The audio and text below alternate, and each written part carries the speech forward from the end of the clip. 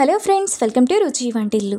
ఈరోజు మనం టమాటా మసాలా కర్రీ అన్నంలోకి చాలా టేస్టీగా ఎలా తయారు చేసుకోవాలో చూద్దాము. ఈ కర్రీ మనకు రైస్లోకి చాలా బాగుంటుంది, చాలా సింపుల్గా చేసుకోవచ్చు. సో లేట్ చేయకుండా వీడియోలోకి వెళ్ళిపోదాం.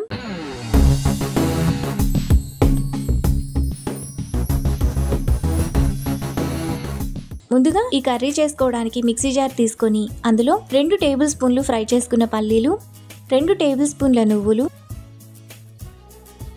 2 టేబుల్ స్పూన్ల ఎండు కొబ్బరి పొడి,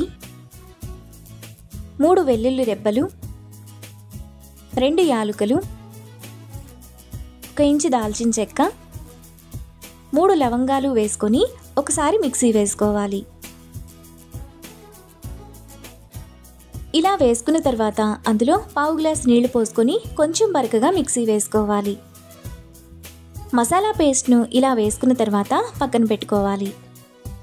ఇప్పుడు స్టవ్ మీద పాన్ పెట్టుకొని అందులో 2 టేబుల్ స్పూన్లు ఆయిల్ వేసుకోవాలి. మసాలా కర్రీ కాబట్టి ఆయిల్ కొంచెం ఎక్కువగానే పడుతుంది. ఆయిల్ వేడయ్యాక 1 టీ స్పూన్ ఆవాలు, జీలకర్ర, 1 ఎండుమిరపకాయ వేసుకొని ఫ్రై చేసుకోవాలి.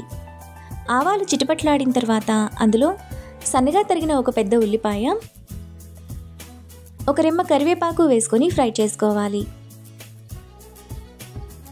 ఉల్లిపాయలు ఇలా వేగిన తర్వాత అందులో ముందుగా మనం మిక్సీ వేసుకున్న మసాలా పేస్ట్, టేస్ట్కి తగినంత ఉప్పు, 1/2 టీ స్పూన్ పసుపు, 2 టీ స్పూన్ల కారం, 1 టీ స్పూన్ ధనియాల పొడి, 1/2 టీ స్పూన్ గరం మసాలా వేసుకొని మసాలాను మీడియం ఫ్లేమ్లో ఆయిల్ అంతా సైడ్స్కి వచ్చేంత వరకు కలుపుకోవాలి. మసాలా బాగా వేగిపోయి ఆయిల్ అంతా ఇలా సైడ్స్కి వచ్చినప్పుడు అందులో పావు టీ స్పూన్ అల్లం వెల్లుల్లి పేస్ట్ వేసుకొని మరో 1/2 నిమిషం పాటు ఫ్రై చేసుకోవాలి.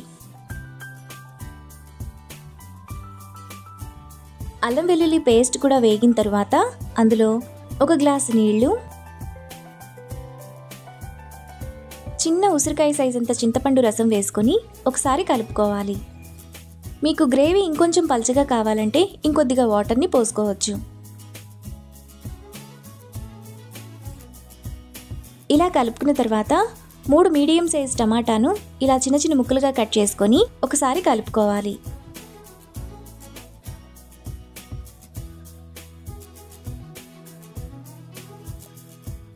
ఇప్పుడు పొడవుగా కట్ చేసుకున్న 2-3 పచ్చిమిరపకాయలు కూడా వేసుకొని ఒకసారి కలుపుకోవాలి.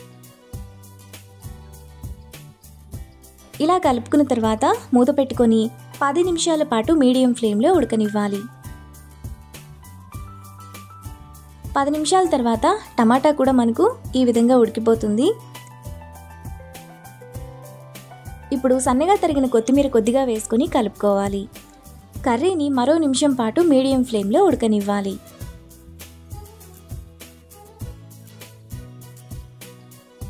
ఒక నిమిషం తర్వాత టమాటా మసాలా కర్రీ అన్నంలోకి మనకు చాలా టేస్టీగా రెడీ అయిపోతుంది.